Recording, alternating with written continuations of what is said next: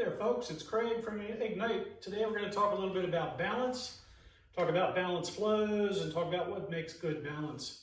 I've always said people don't have good balance. People work at balance. You work at balance throughout every phase of your life, whether it be your mind, your spirit, your body, your yoga, your work-life balance. Everything is always trying to find some balance.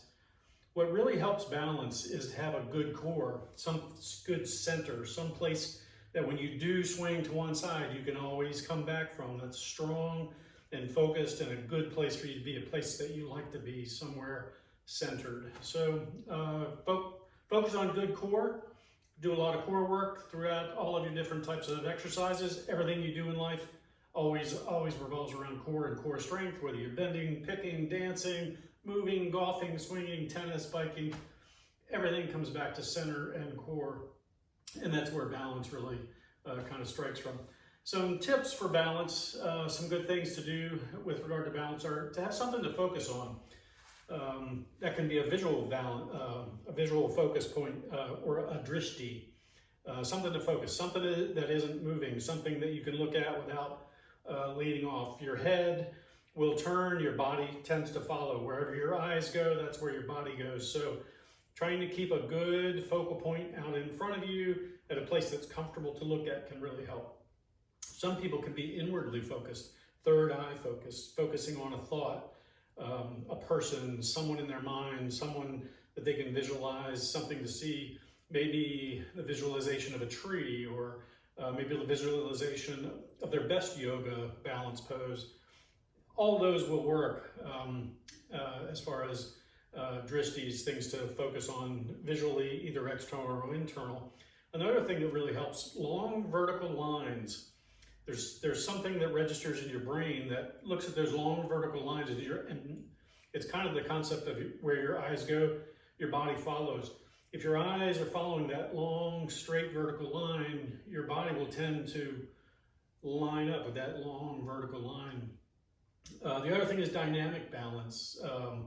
Balance isn't necessarily just being still. It's never being perfectly still. There are always micro adjustments going on within your body. You'll feel the little twitches. You'll feel, even when you feel centered, your brain will trigger the muscle needs to move or something needs to adjust. So balance is 1,000 minuscule and micro, macro adjustments going on all at the same time. So some of the balance things that I do in classes when I'm teaching, I try to not dwell on people standing in a balance pose for a really long time. I like to get them the concepts of balance. And then I really move onward to core strength and doing some core focus type things that are good for your core. So core is anything from your knees to your chest. It isn't just your belly, it isn't just here. Another focal point with that center of gravity concept and things along with the vertical lines and everything else is your core, your center of gravity tends to be close around your belly button. A lot of times if I'm struggling with balance, if I'm in tree pose, struggling a little bit, I'll take that middle finger, press the tip of that middle finger into my belly button, and that will sometimes, not all the time, but sometimes it will help me center up, it'll help me pull balance, it'll help me calm down a little bit, and balance will be a little easier, a little less adjustments.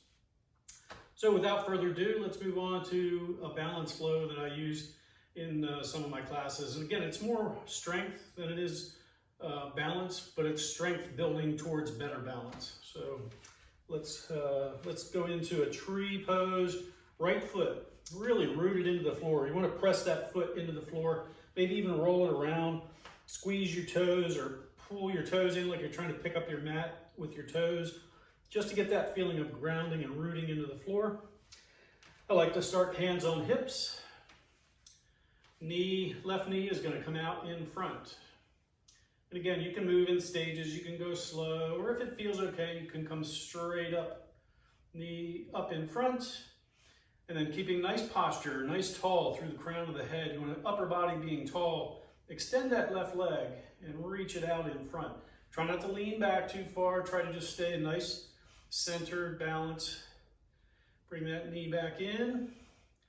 And then I go forward. Take this left leg back. Upper body's going to lean forward and into an airplane pose. And again, I'm trying to keep balance here. I'm trying to keep that airplane flying. Trying to keep hips a little bit level with the floor. And then coming back up. Hands on hips, knee up, leg out in front. Bring that knee in. Go back to airplane. Just really trying to keep smooth movement, smooth breath. Don't try to hold your breath. Plane might crash. Sometimes it does, that's okay. Bring it back, bring it up, and then lower. That's a good flow just to build balance, to build leg strength, to make core strength, get that feeling of balance in your body. Anything you do on one side in yoga, you do on the other. Always trying to find balance. Same with twist. Anytime you turn one way, you want to find time to twist the other way. Circles. If you're going in circles, find balance. Balance the other way. Try to even them out. And then we'll do the left leg. And I won't cue through this. We'll just go through it. It's the other thing I find somewhat frustrating sometimes in yoga classes. I'm guilty of it as I'm cueing or working through a class, through a practice with a group. I'm talking. My talking can be an irritant. It can break your focus. It can make you get a little wobbly and stuff. Being able to tune out those noises is helpful, but having your instructor just shut up and go about business is a good thing too. So here we go. Knee up. Leg out.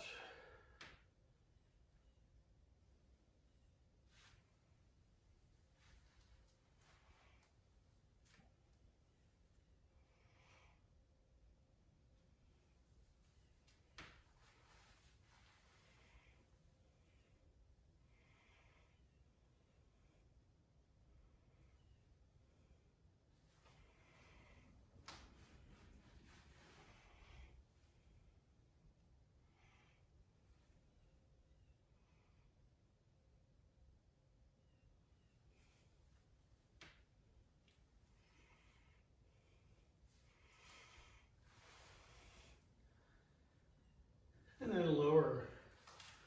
The other thing I like to do in classes sometimes is have dynamic balance. Tree pose. Well, it isn't often that you have zero wind, that there tends to be movement in a tree almost all the time. So sometimes I will take tree pose, kickstand or foot against the calf. I'll stay at calf, right knee replaced. Can't get that right knee to bend up far enough to bring that to my thigh yet, so still working on it. So we'll stay at calf. If you're doing tree poses, make sure to never push laterally against the side of the knee, either be above or below the knee.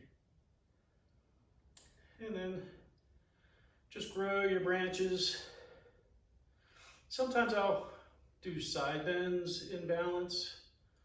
Just try to move into a side bend. I'm wobbly as a weeble here today. And then sometimes I'll just blow the wind.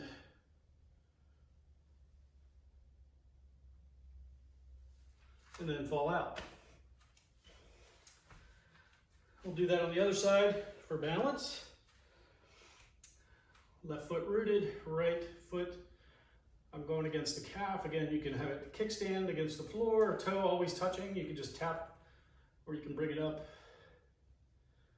Again, balance isn't something you have, it's something that you work on. And side bend. My side bend isn't going very far here today. I didn't really warm up prior to this, so kind of going at it cold. I can usually get a little further into that side bend, but we'll stay there for now. And then wave. There's a branch in this windy day. Balance is also something that can be stronger on one side. We tend to be one side dominant. I talk about that in a lot of other concepts in yoga, you may find imbalance within your balance. One side better than another. If that's the case, again, I talked earlier about balance, doing circles one way and then circles the other. They don't always have to be the same amount. So if you have a weaker side, maybe do just a little more on that weaker side through a series of time periods like days, weeks, months, years. Sometimes you can overcome that imbalance or that weakness on one side just by adding a little more work on your weaker side. I'll do one last piece for balance. It's a modified side plank, going into it from a standing pose in a balance type pose. It's not so much a flow as it is a transition. It's a good challenge. It's kind of cool. It's kind of fun. It's a little bit hard. I might not be able to do it, and I certainly won't do it perfectly, but it might give you a concept, and it's something fun to work on. So I'm somewhat to one side of my mat. On this side, I'm a little bit to the right. I'm gonna root the left foot into the mat. And then I'm bringing this right foot out, knee bent out in front. Hands can be, again, wherever they help your balance. I'm gonna take this foot out in a circle and going around to the right, like I'm going around the face of a clock. And I'm gonna bring this foot behind and out to this side as far as I can get it, and then lean side bend into a modified side plank. Again, certainly not a perfect one by any stretch, but it's kind of cool. And then to come out, try to come out somewhat the way I went in, try to keep that leg extended, try to bring the body up, and bring this leg back around and down. Again, that knee replaced in December. It's not ready for doing that in the opposite direction, that rotation that occurs in that knee. So I'm going to hold off on doing that. Thanks for sharing some time. Hope you learned a little bit here today, and we look forward to seeing you in class. Enjoy the rest of your day. Namaste.